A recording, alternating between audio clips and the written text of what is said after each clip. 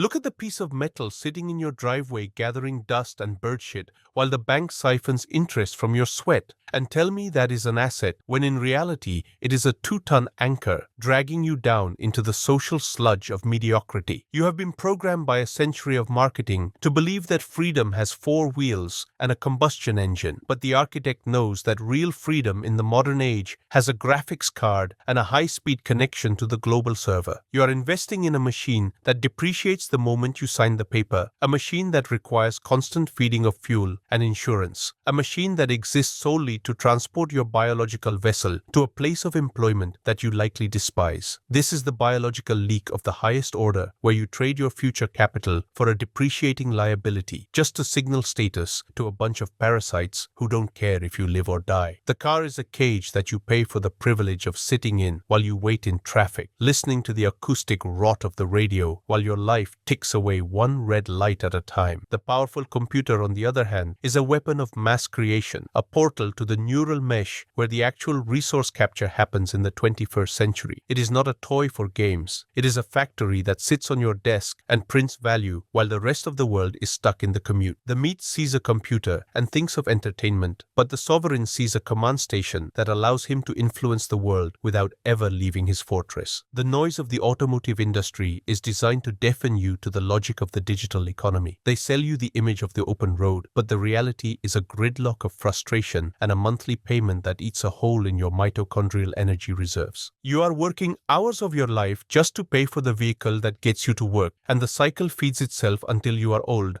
and the car is scrap metal. Compare this to the investment in high-performance silicon. A powerful workstation is a leverage multiplier that allows you to compress time. When you have the processing power to render a video in minutes instead of hours, you are buying back your own life. When you have the computational speed to execute code or analyze data faster than the competition, you are operating at a higher frequency of existence. The slow computer is a thief that steals your momentum and breaks your flow state with the friction of lag. The sovereign architect demands speed, because speed is the currency of the predator in the information age. If your tool is dull, you cannot cut through the noise. If your hardware is weak, you are a bottleneck in your own system. The investment in iron is an investment in your own capacity to produce, to create, and to dominate the digital landscape where the new empires are being built. You walk into a dealership and you are treated like a king because they know they are about to skin you alive with interest rates and maintenance packages. You walk into a computer store and the meat thinks you are a nerd, but in reality you are the arms dealer equipping yourself for a war that they don't even know is happening. The war is for attention, the war is for digital real estate, and the war is for the capture of resources that flow through the fiber optic cables of the global server. You cannot fight this war with a sedan.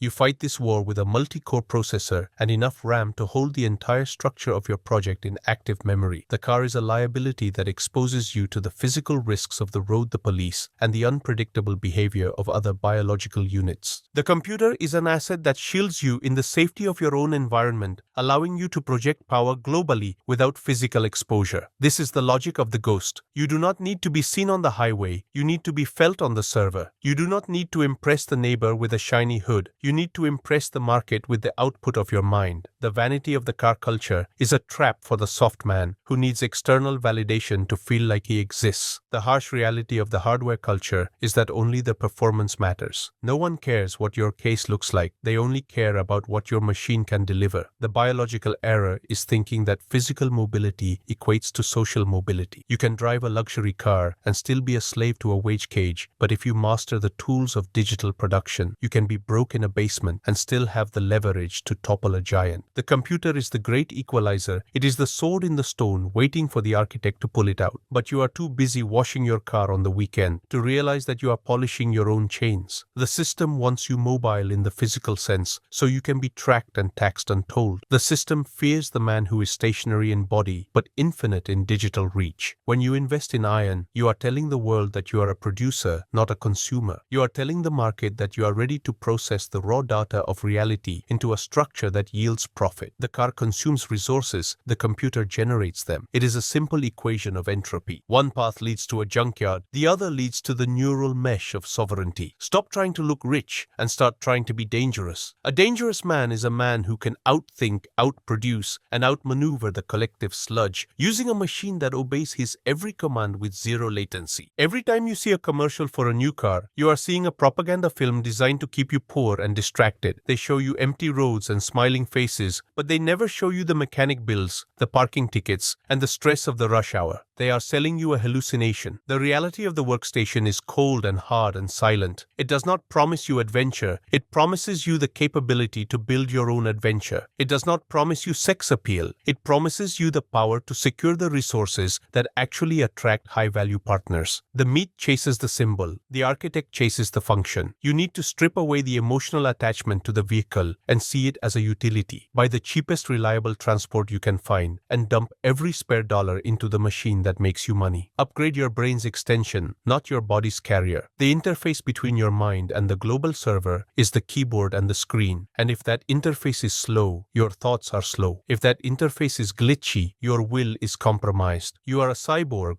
whether you like it or not, and your hardware determines your rank in the digital hierarchy. Do not let your potential die buffering on a spinning hard drive because you wanted heated seats in a car you hate driving. The acoustic terror of the modern world is the sound of engines revving and horns honking, a symphony of wasted energy. The silence of the powerful machine is the sound of the future being written. You sit in the dark with the glow of the monitors, and you are the captain of a starship navigating the void of information. You are hunting for the signals that the others miss.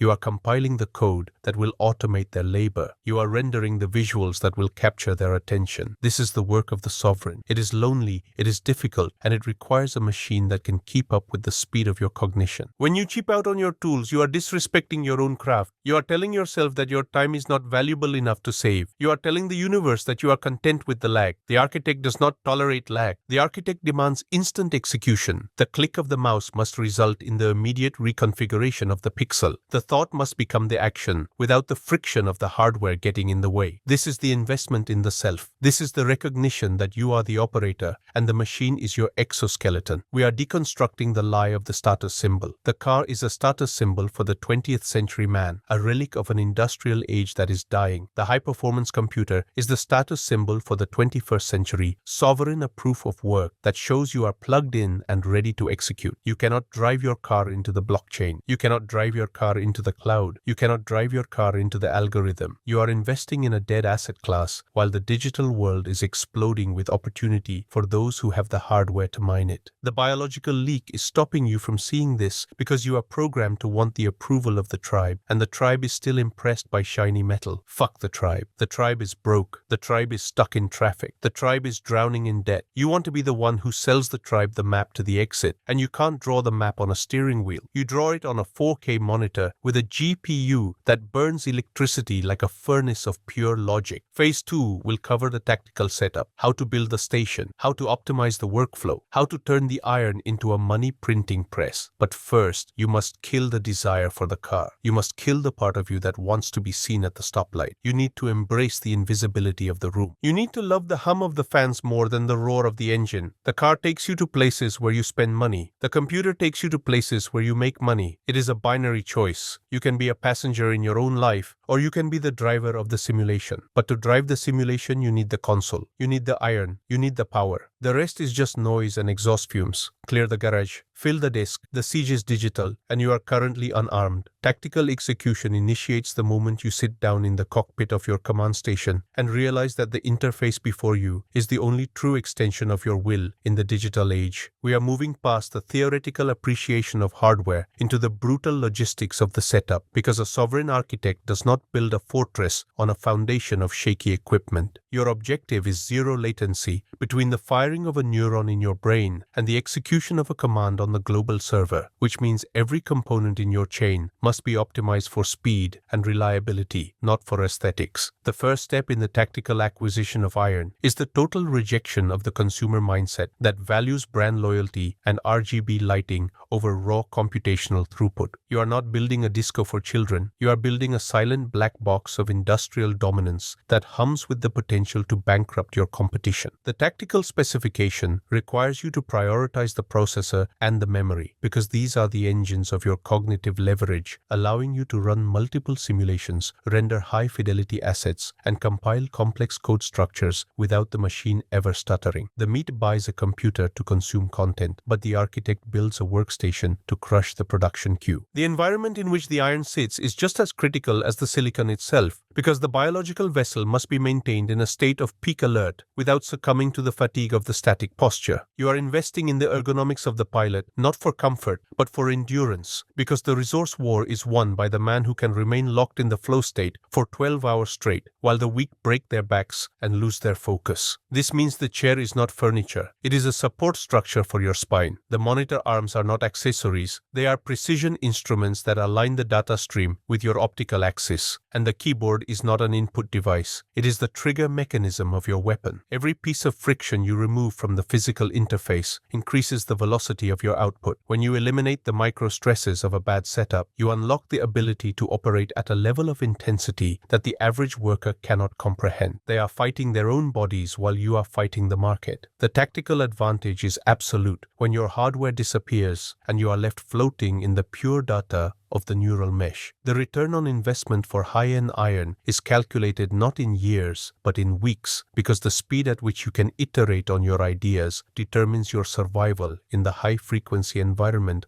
of the modern economy. If your computer crashes, you lose a day. If your render takes too long, you lose the momentum of the creative spark. If your browser lags with 50 tabs open, you lose the thread of the information synthesis. These are unacceptable casualties in the war for attention. A $3,000 workstation is a trivial expense compared to the tens of thousands of dollars in lost opportunity cost that a slow machine inflicts on you every single year. The car loses value the moment you drive it, but the computer generates value the moment you boot it up, if you have the discipline to use it as a tool of extraction rather than a portal of distraction. You must ruthlessly purge the entertainment software from your primary production unit. This machine is for the kill, not for the game. You do not pollute the sanctuary of your work with the dopamine loops of the social sludge. You keep the iron pure. You keep the drive clean. You keep the system focused on one thing and one thing only, the expansion of your territory. Strategic redundancy is the hallmark of the sovereign who knows that the global server is prone to entropy and chaos. You do not rely on a single point of failure. You have the backups. You have the uninterruptible power supply. You have the secondary connection, because when the grid flickers, the predator seizes the advantage while the prey sits in the dark, waiting for permission to resume their lives. The investment in storage is an investment in your own history and your own library of assets. You do not trust the cloud implicitly because the cloud is just someone else's computer and they can lock you out at any time. You keep your data on your own cold steel, encrypted and accessible only to you. This is the digital equivalent of hoarding gold bars in a safe. It is the raw material of your intellectual property, and you guard it with the paranoia of a man who knows that information is the most valuable commodity on earth. The tactical execution involves a daily ritual of data hygiene, where you organize your files, update your security protocols, and ensure that your digital footprint is as clean and efficient as a surgeon's blade. We are decoupling your identity from the physical location by turning your computer into a portal that can access your empire from anywhere, but the heavy lifting is always done at the base. The laptop is for the skirmish, but the desktop is for the siege. You need the thermal headroom to push the silicon to its limit without thermal throttling, because you are running heavy workloads that would melt a consumer device. You are processing the reality of the market and converting it into capital. This requires power. This requires cooling. This requires a chassis that can take a beating. You stop looking at the price tag and you start looking at the performance per watt. You stop listening to the tech reviewers who talk about frame rates in games and you start looking at the benchmarks for compilation and rendering. You are an industrialist in a digital age and your factory fits on a desk. Treat it with the respect you would give to a heavy machine press. Keep it clean, keep it cool, keep it running. The biological leak of the commute is eliminated when your commute is the 3 seconds it takes to walk from your bed to your chair. This is the ultimate efficiency hack that the car brain cannot understand. They spend 2 hours a day smelling exhaust fumes, while you spend those 2 hours compounding your knowledge or adding another revenue stream to your stack. The tactical advantage of the home base is the control over the acoustic environment. You shut the door, you put on the noise-canceling headphones, and you enter the void where only the work exists. In this silence, you can hear the signal of the opportunity before the noise of the crowd drowns it out. The car exposes you to the chaos of the public space. The computer insulates you in the order of your private domain. You are the architect of this domain, and the iron is the material you use to build the walls of your sovereignty. Phase 2 dictates that you must become a mechanic of your own tools. You do not call tech support because you are the tech support. You know how to swap a drive. You know how to reseat the RAM. You know how to reinstall the operating system in your sleep. Dependence on an external technician is a vulnerability that the sovereign cannot afford. If your weapon jams, you fix it on the battlefield. You do not wait for a service appointment. This intimacy with the hardware gives you a psychological edge because you understand the machine on a fundamental level. You know its limits, and you know how to push past them. You are fused with the technology in a way that makes the interface seamless. The mouse is your hand. The screen is your eye. The processor is your extra lobe of the brain. When you achieve this level of integration, the distinction between the biological and the digital dissolves, and you become a singular entity of pure execution. The social pressure to upgrade your car is a test of your resolve. The neighbors will look at your old sedan and think you are failing, but you will look at your bank account and your digital assets and know that you are winning. You are playing a long game that they cannot see. You are investing in the invisible infrastructure of the future while they are polishing the chrome of the past. Let them have their leather seats and their sunroofs. You have the terabytes and the teraflops. You have the ability to spin up a server and host a service that serves thousands of users. You have the power to create media that reaches millions. The leverage of the computer is infinite. The leverage of the car is zero. It is a simple calculation of force multiplication. One machine moves your body. The other machine moves the world. The final stage of the tactical execution is the realization that the iron is just the vessel for the code of your mind, but a weak vessel limits the code. You upgrade the iron to remove the limits. You do not do it for vanity. You do not do it for fun. You do it because you have a mission to complete, and the mission requires heavy artillery. You are capturing resources in a hostile environment, and the only thing standing between you and the poverty of the masses is the speed at which you can process reality. The noise is getting louder. The data is getting denser. The competition is getting faster. If you are not upgrading, you are downgrading. Sell the car if you have to. Cancel the vacation. Buy the iron. Build the fortress. Lock the door. And execute the protocol until the heat death of the universe or the completion of the objective.